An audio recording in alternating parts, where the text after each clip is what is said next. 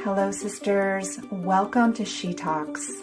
I'm Sara Avant Stover, a yoga and meditation teacher, best-selling author, and founder of The Way the Happy Woman. And I'm so happy to share that my brand new book, The Book of She, Your Heroine's Journey into the Heart of Feminine Power, is now available wherever books are sold and at thebookofshe.com. To celebrate her arrival throughout the months of October and November, I'll be featuring a special series called She Stories, where we hear the heroines' journeys of 14 inspiring female leaders.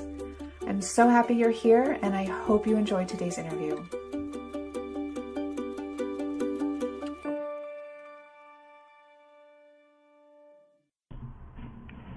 Hello, beautiful women. Welcome home.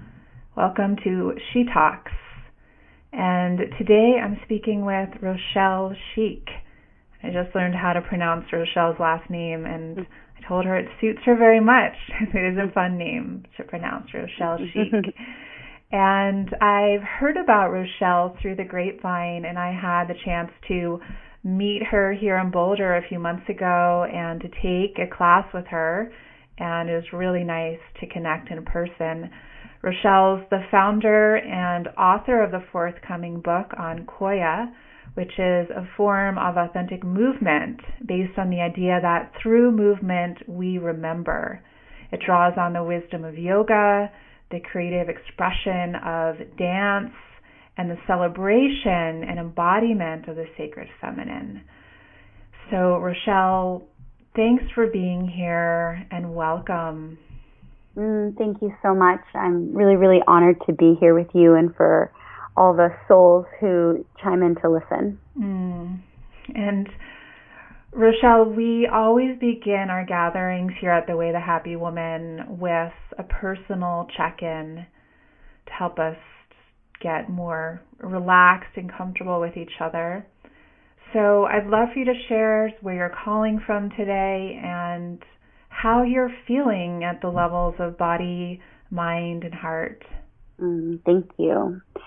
Well, I am in my really beautiful home in the Oakland Hills looking out at trees, and I have the door open so like a cool breeze comes in and there's wind chimes, which is a really sweet sound. And I'm in the midst of a very chaotic deadline to finish up my book, and at the same time feeling so grateful because I was able to take an entire month out of my schedule, so that was the only thing on my to-do list. So it's been amazing. I've just had a lot of time to write and rest in this home, and I've spent so much time as a nomad that having a home is a really big blessing. So I'm there's many layers, but I'm centered in gratitude and really inspired to be able to talk to you in the midst of where I am in my own personal process as well.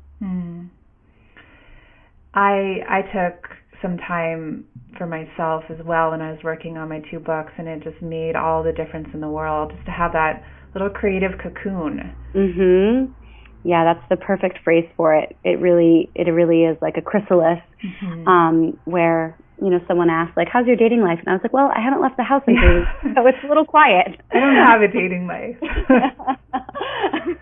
I'm engaged to my computer right now. So, but it is its own kind of love affair. That's what I find. Yeah. It's. I feel like this will be one of the best things for my dating life. It's like this alchemy that, as these stories go out, I write a lot about my dating life in the book. That is, like, as they live in the book, they don't have to live in me anymore. I get to write a new chapter. So I feel like this is a good investment in future relationships. Yes, definitely. So, Rochelle, we're starting out these interviews with the hero's journey and looking at what is our relationship to that narrative. Have you had a relationship to the hero's journey, and if so, what has it been? For me, the hero's journey was similar to what you mentioned in the book of just being like really good and successful academically, and just feeling this way that like, okay, I have to work the system, where I really, really wanted to like prove myself that I could be like just as smart as any man or boy, you know, more in school, and then like was really physically active and like would like do track and pole vaulting, and just I kind of had this mentality of the way my mom raised me, like anything that a boy can do, I can do too. And so the interesting part of that was it didn't last very long. I read the book The Alchemist when I was 18, and you know, the whole idea of when you follow your heart, the world conspires on your behalf. So like at a very young age, when I was choosing my major, instead of choosing something academic, I went ahead and chose a dance major, and then ended up choosing like a humanities, spirituality, studying mental, physical, emotional, spiritual benefits of movement major. I made my own and really lived into that experiment of what happens when you follow your heart. So I had like 2 months in corporate America, and it didn't work. I just couldn't do it. And so I ended up living the majority of my adult life, if not all of it, from when I was 18, from a more feminine place. But I guess the place where the hero's journey really affected me was there's plenty of times that I did and still do now. You know, I didn't have like as much financial success as those around me. I really judged that I was so focused on the body and emotions that I was somehow less evolved than other people around me. Like I could really feel the cultural judgments around me as I was making my decisions. And so, so it definitely affected me, but I wasn't as caught up in it, as some of the other people that I work with and know. Right. You were able to somehow define different priorities early on. That's similar to my journey too. And that those aren't, like you said, those aren't really valued by the majority of the collective, the body, the inner life. Exactly. So what made you go down that path? Like how did you end up creating this body of work of Koya? Well, I had been following my heart in all the different nonlinear directions it was taking me. So, you know, for 1 year, I had this strong message to take a year to just travel around the world and practice following my intuition, to not try to plan ahead and just be in that moment-to-moment awareness. And then I was called to become a yoga teacher, and then an energy healer, and then, you know, a massage therapist. And so I kept, you know, working as much as I needed to work to raise money for the next vision or intuition that I had. And I kept getting the message that it would all come together, but I was losing a little bit of faith because it had been maybe 10 years of me doing that. And I was like, you know, am I really just going to be like this perpetual student of like esoteric things? And then one day I was in a women's circle in New York City, and this woman, a very successful lawyer, just raised her hand in the circle and said, listen, everyone says I need to get out of my head and into my body, and I have no idea what they're talking about. And all of a sudden, I heard something beyond what she was saying with her words. I was hearing she's not looking for the next fitness fad.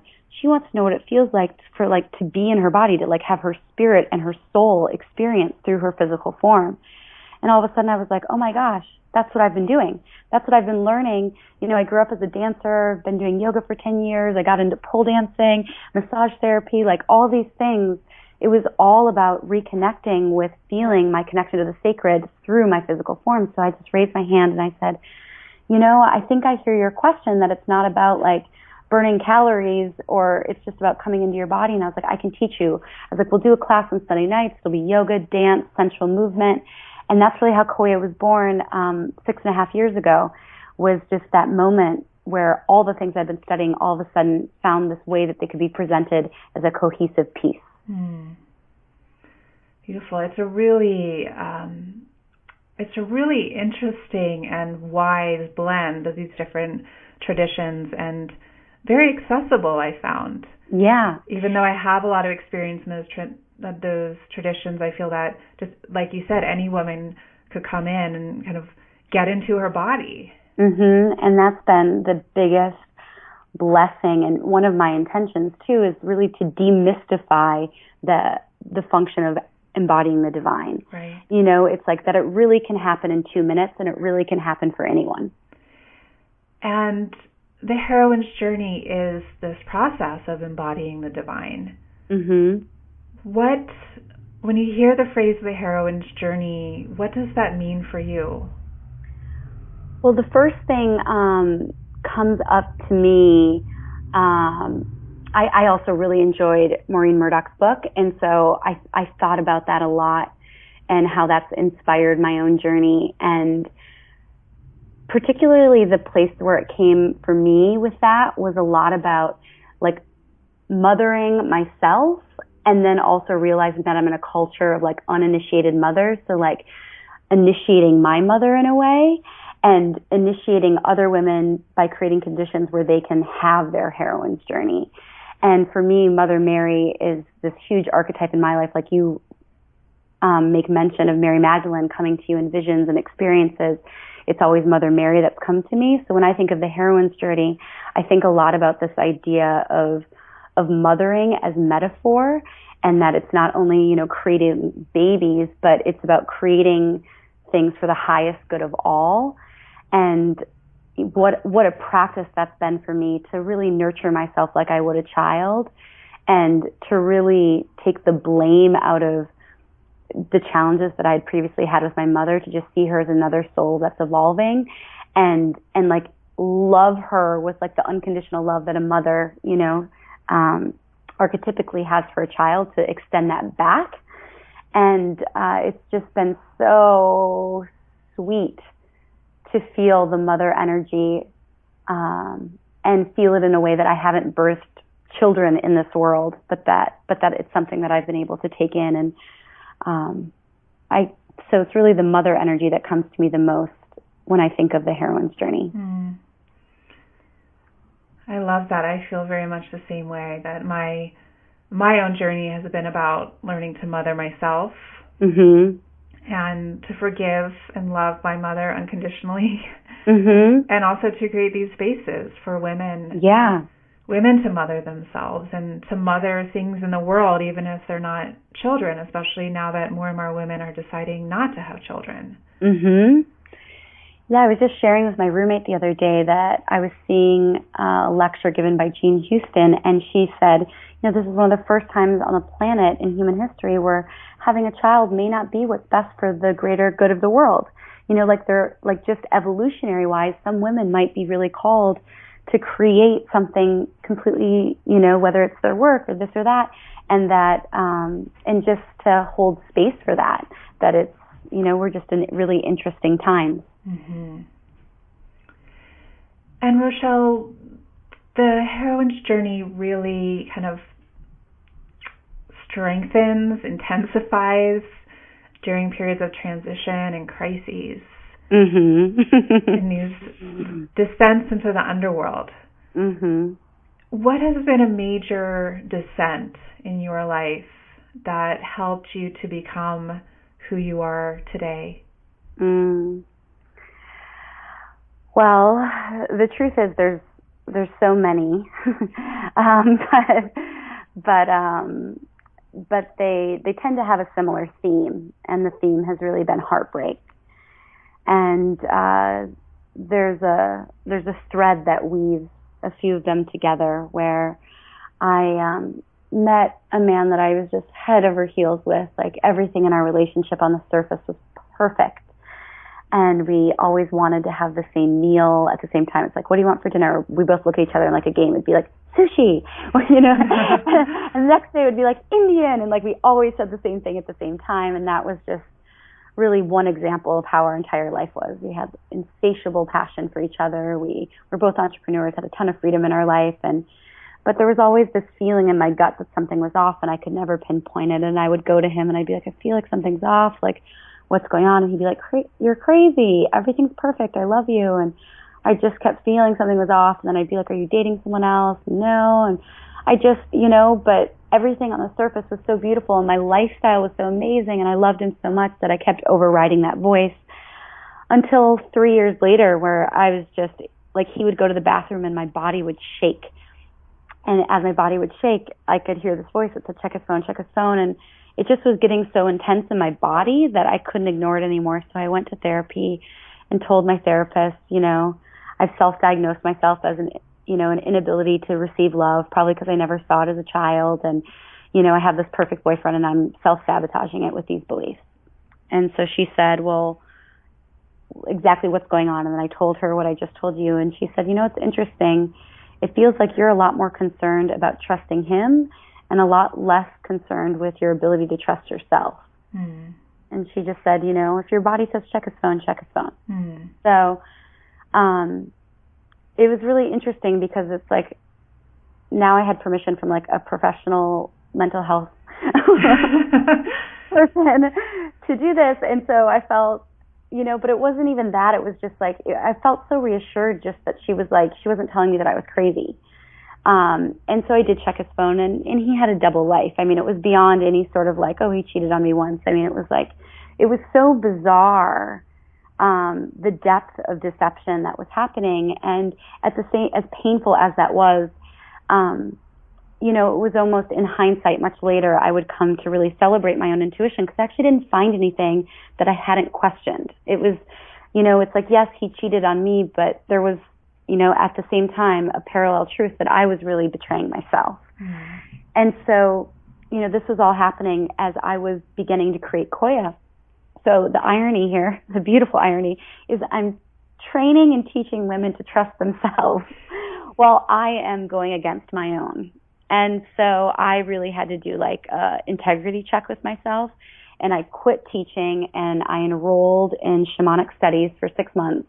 It's a program that normally takes 2 years at the Four Winds, but I was like, I'm going to do everything in 6 months. Went to Peru for a month and just really was like, I need to clean myself up because I can't teach women from a wounded place and I can't teach what I'm, bypassing in my own life and be a hypocrite. And so went through and, shamanism, it's like, this idea when you call yourself a shaman, the question is, well, when did you first die? And this was, really dealing with the situation. It was a descent. It was a death. And I emerged from it really realizing the soul retrieval piece was if I actually learned the lesson here of trusting myself, and I actually was so reverent of that from here moving forward, this would be one of the best things that would ever happen to me in my life if I embodied the lesson. Mm. And so I recommitted to that and in a really big way. And, this process, I'm saying it to you in 3 minutes. It's been, 5 or 6 years. So, and always illuminating and revealing a new layer of depth in the healing process, which is a spiral more than a circle, as I experience it. But that's the story that comes to mind as the most poignant and how it really relates also to my sacred work. And with the time that you took off to kind of come into integrity with yourself, and to strengthen trust in yourself, was there a particular teaching or practice or experience that particularly helped with that? Because I know this is something that we all struggle with as women. Mm-hmm. Yeah, definitely. For me, it's always about getting into the body, because when I'm miserable, it's because I'm like judging myself from a story in the past, or I'm experiencing fear about something that will or will not happen in the future. But if I can just get in my body, that is what gets me in the moment. And then in the moment, usually everything's pretty good. Like even if I can feel the intensity of the pain, like if I'm really in the moment, it feels like there's a simultaneous gratitude for just experiencing the full range of life. So coming back into the body has always been a way to come back to a deeper truth of because in the moment I feel like that's where all the power is, that's where all the compassion is, and that's where just the permission is to live your life. It's like, but in my mind and in the past and the future, that's where I would experience the most pain and struggle. So coming into the body was a huge part of that healing. And then also just my studies with shamanism, a big piece was that soul retrieval piece. And so, the essence of a soul retrieval piece is just looking that wound in the eye and figuring out what the gift is. And then if you can move forward with the gift, you don't have to hold on to the pain. Because it's like any time a feeling comes up about that man in my life now, if I realize instead of going into just the pain, which I can if I need to cry or or dance or yell or break dishes or something. But if I can go into what the gift was, be like, oh, this was to trust myself, I can apply that directly to my life, and I don't have to take that, jump into that rabbit hole. Right. And what are some of your favorite ways daily to stay connected to your body? Well, for me, I'm a big fan of Koya, so I do classes Obviously. often. Yeah, and I teach them. But from that, my favorite practice that I do daily and highly recommend to anyone, and it's a divination practice where you just take the music on your phone or your computer, and whatever question you have about what's going on in your life, or you could just ask, what do I need to know now? And then press shuffle. And then whatever song comes, find the way, just like you would pull a tarot card or a goddess card or something. It's not so much that you pull the right or the wrong card. It's really cultivating your ability to see. And it's like, how can I find my relationship to this song right now? I find 99% of the time this takes zero effort, and it's so perfect and magical in a way that I could never respond. Like, I was finishing one of these heartbreak stories, and then I took a break from writing because I've been staring at the screen for 6 hours. And I put my songs on shuffle. There's over 3,000 songs on there. And the song that came was Ani DeFranco, Heartbreak Even. And it was just in those moments, it's like, why deny yourself from them by picking a song? It's like you can put them on shuffle and just feel like just this loving embrace from the divine. It becomes so palpable. For me, that's my relationship to shuffle. And everyone that I've initiated into this practice finds that it's true for them too. So a big practice that brings a lot of joy is just get your music, press shuffle, and dance to whatever song comes. I like it. I love it. Yeah, it's so good. And I also want to share with our listeners, for anyone who wants to try out Koya, you have a lot of videos on your website. So I will link to that in the show notes, and I encourage anyone to go check those out, because that's also a great way, just in a short amount of time, to get into your body. Yes, thank you. I found I was writing all these blog posts really trying to be compelling, like go move. And I was like, you know what? Why don't I just send them videos that they can actually move to? And so they're free 15-minute movement rituals with different themes, and I find it's just a simple, easy way to get in your body that's very effective. Yeah, and you send them out every new moon and full moon. Yep, exactly. And I choose the theme based on what's going on in the stars.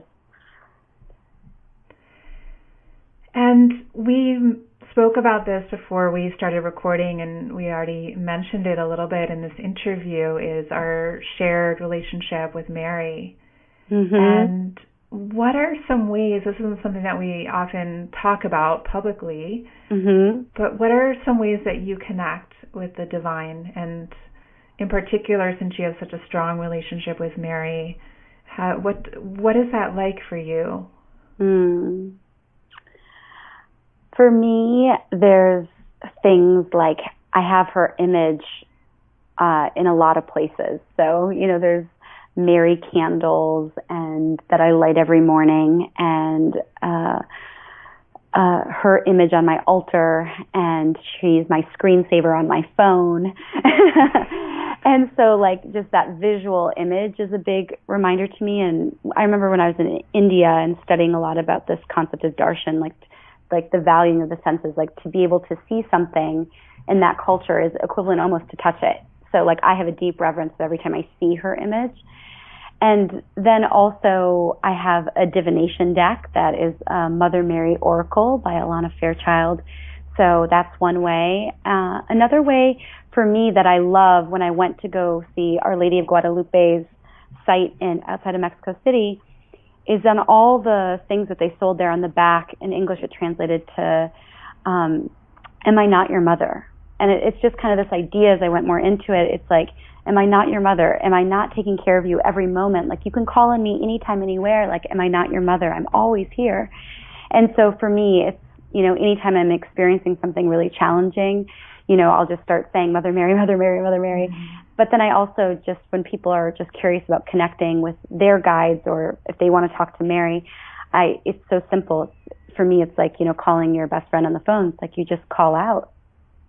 And it's not, for me, I don't find it necessarily that there needs to be a form as much as, a real pure heart. And when you reach out for help or guidance, there's no doubt in my mind that that won't be granted to you. Beautiful. And as I'm listening to you, I have all of my Marys around me here at my desk. three paintings of her. I have a pendant of her on my wrist. Yeah, I feel the same way. Yeah. And if you could help to just make your own unique contribution to our global narrative of our rites of passage as women, what would you want to be sure to include in that?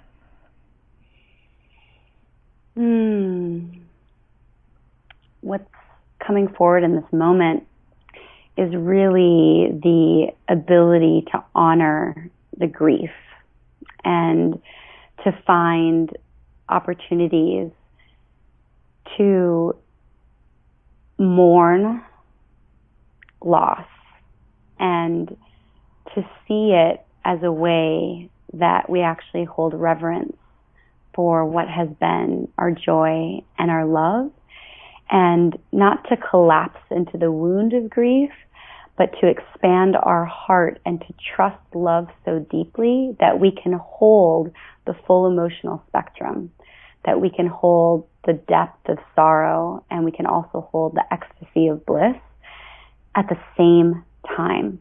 And that this is really the superpower of the feminine, to be able to know all of life, to love all of life. And when we can do that ourselves, I believe that we can mother the generation that's coming. We can hold space for our friends and peers. We can remind the world around us that they can do it too, not because of a theory, but because we lived it. And the power of our being rests in being able to hold the wholeness of our being and our experience. Thank you. Mm-hmm. And Rochelle, what is your current growing edge? Like where's your heroine's journey leading you to grow and expand now? Oh, well, it's definitely to complete my book, and then, it's one thing to write it, which it can be its own harrowing, introspective process, and joyful at the same time. Like I'm just saying, it's everything, just like living it was, so is writing it. But to a growing edge would be that level of vulnerability, like you, just publishing your inner life and sharing stories that are so personal, is what I'm called to do. And at the same time, it requires a lot of growth in my own self-confidence to do it. And so it's definitely where my edge is right now. Well, I wish you so much support and grace with that. Thank you. And I really look forward to reading your book and to hopefully dancing with you one day again. Thank you. I would love that. And I want to thank you so much for your book. And where I am, I mentioned personally in this process, but I know any woman listening to this or any woman reading it, I really believe when you just share authentically, even if the details in your life are different, it's relatable. And the authenticity and the courage that you had to live your experience, but then also to bring voice to it, I know is going to ripple out in ways that you will see and that will be beyond what you can see. And I'm so honored that our paths crossed so that I could say to you and bless this exciting time in your life up close instead of from afar. Thank you so much. Yeah. If you're ready to go deeper into your heroine's journey, I invite you to explore my new book, The Book of She. You can visit thebookofshe.com to register your receipt for this order before October 30th. And when you do, you'll receive an invitation to join me and our community in a free online women's yoga and meditation class, as well as a live Q&A. Until next time, I'm sending you my heartfelt support. Thank you so much for being part of our sisterhood.